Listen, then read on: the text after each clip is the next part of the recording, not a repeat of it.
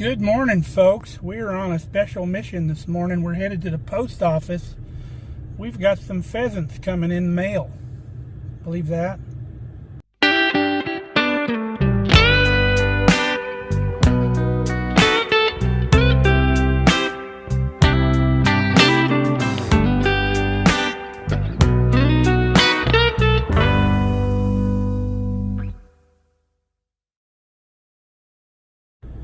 Now, a lot of people do not know that getting live birds in the mail is not just a thing of the past. It still happens, folks. The Postal Service still handles that stuff. So we're going to pick up our birds this morning. The truck's supposed to be in at around 8 a.m. And these birds have been riding around in the box since Monday. They were shipped out on Monday, the day they hatched. So we're going to go pick them up. Now, you might be worried about the chicks being in the box for 2.5 days, but newborn chicks can last up to 72 hours with no food or water. And that's in their DNA, so they can survive, especially, before they were in the wild, before humans came along. And that's just part of their survival, is them being able to last while they're still trying to figure things out. Now, it's always a good idea to touch base with your local post office if you have a delivery coming in. The hatchery that you order your birds from will give you a shipping notice when they've been shipped, and they give you a tracking number.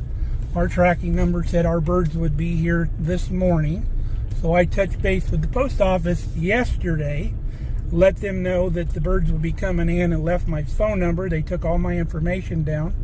Yes, the hatchery will forward that information with your order, whatever your phone number is, but I wanted to make sure they had it, just in case the hatchery maybe put the wrong number or something. Just try to alleviate any problems. There's our birdies. Let's get them home. Now, the reason I've got these pheasants, we're not going to be consuming them for meat. We are raising them to release into the wild. Our area used to have a huge pheasant population, but due to some predators and some other factors, you're lucky if you ever see a pheasant anymore in our area. And that's a shame, because our area is perfect for pheasants. There's lots of feed, lots of water, lots of cover for them. And we just want to help try to repopulate them in our area.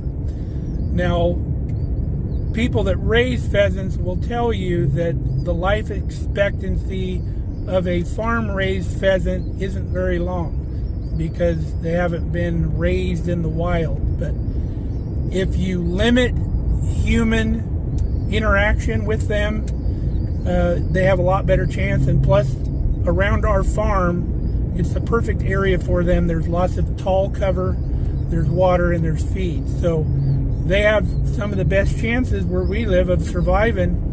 And if we get a pretty good outcome, we'll just do this every year. All right, the babies are in the brooder. We got two that are very inquisitive and outgoing. The rest of them are down there underneath the brooder.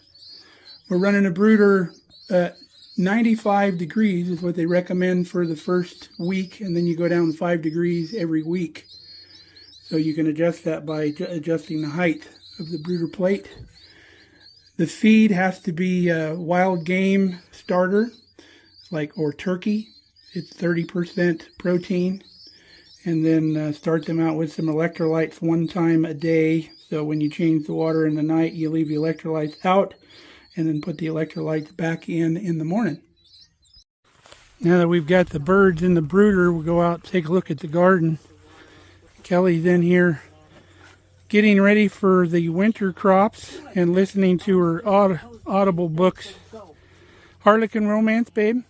Nope, Sally Fields memoir. Sally Fields, huh? Like the Sally Fields? Sally Fields, yeah. Oh, wow. Smokey and the Bandit Lady. Yeah. So we did our strip spray. It came out very nice in the fruit trees. Got those weeds done. We've been pulling carrots. All our stuff in our lick tubs are looking good. Kelly got a cover that goes on our raised bed. It's actually made for it. And it keeps the guineas out of here because the guineas were jumping up in there and digging around, tearing stuff up. Look at these blackberries. Looking crazy. The garden's looking really nice. These beans here are doing really good. The tomatoes look good, but tomatoes are really sparse. And a couple of the varieties got a lot of leaf curl, and it's not due to lack of water, so I don't know what's going on with that. Check out our zucchini. We've got a couple big ones in here we got to get out that will feed the chickens. Look at that dill down there. It's crazy. Tomatoes are so temperamental as of the last, I don't know, quite a few years of my adult life, like the last 20 years. I don't know why tomatoes are so temperamental. I remember when I was young, you threw some seeds or a tomato plant in the ground, you had a ton of tomatoes. You really didn't have to do anything. Boy, look at these babies here. These are called a Black Beauty tomato. We've never grown these before. They're not all the way ripe because they still have some green on the bottom. I hope these do well. I think the farmers back in the day had a saying, once you grow black, you'll never go back. So hopefully that's true. Our one watermelon vine is taking over the whole end of the row here, but that's why we spaced it out so far. Look at the raspberries. We'll be eating raspberries here real quick. Raspberries grow on same year canes, unlike blackberries that grow on second year canes. And then our peppers and cabbages and broccoli and cauliflowers. We've been harvesting bunches of that. Got a nice head of cabbage here starting to form. You can see there's a little bit of bug damage, but all we do is peel off a couple of the outer leaves and we're good.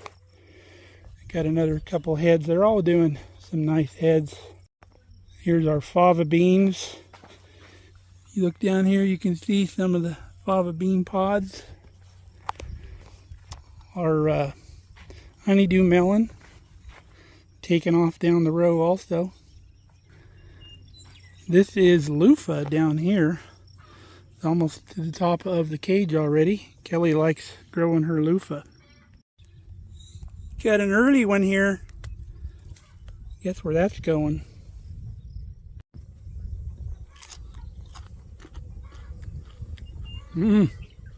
Love them. Looks like we got another head of broccoli here ready to go. It's a huge one. Now after you cut the main head off, you see you start getting side shoots like that, little florets. Those are just as good. Artichoke is finally showing. I think we lost one right here, but that's all right. These three will give us plenty of artichokes. Look at our onions. Can start using these onions for sure. Bulbed up real nice. If you didn't know, when you're growing onions, all you really want in the ground is the roots and just the very bottom of the onion, and that allows them to expand and get really big. Got some acorn squash growing in here. Plant's doing really well. Cauliflower, we got one more head down here. I'm waiting for that. Some varieties of cauliflower will send out side shoots as well. We'll see if these do that. If not, these will be ready to come out of the ground. Some more beans over here.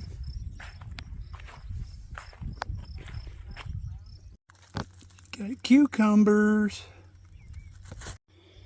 Well, I got a couple weeds here and there that I got to take care of out here in the garden, so I'll do that real quick. Take me about 10 minutes. Then we'll go check on our birds. Okay, we made short work of the weeding.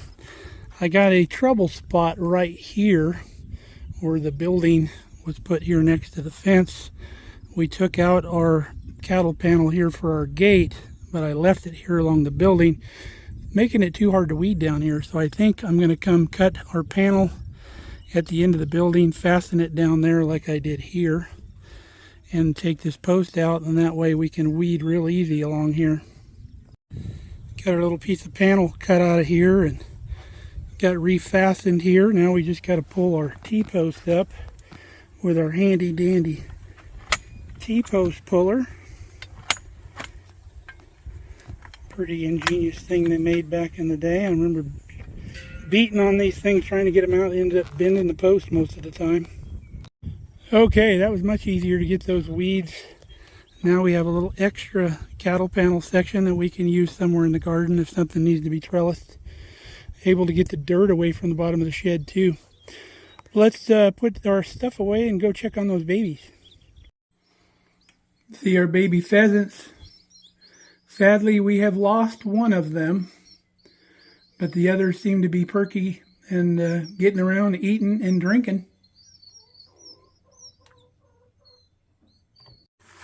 Well, it's 95 degrees today and a little sticky, so I'm thinking about going taking my first dip in the new pond.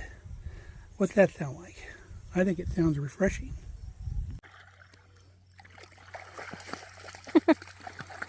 Go get him. Get him.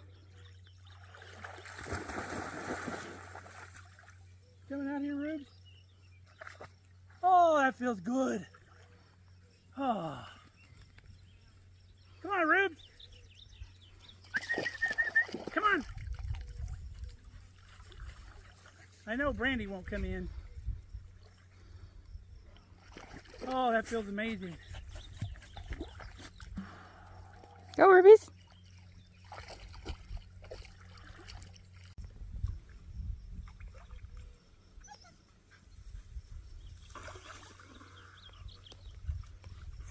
Oh, yeah. Well, that was amazing. That's going to have to become a regular thing here on the farm when I'm hot and tired in the afternoon. Come take a dip in the pond. All right, after supper, we're going to do the final check on the pheasants in here. All the pheasants but one are under the brooder in there napping. All right, folks, we're going to let them be in there for the night. We'll come back out and check on them in the morning. Hopefully, we still have 10 live pheasants. It's always a little touch and go the first couple days. So, hope you enjoyed hanging out with us today, and we hope you come back real soon to see us here on Mark Kelly Farm. Till then, stay safe, stay healthy. Love you guys. See ya.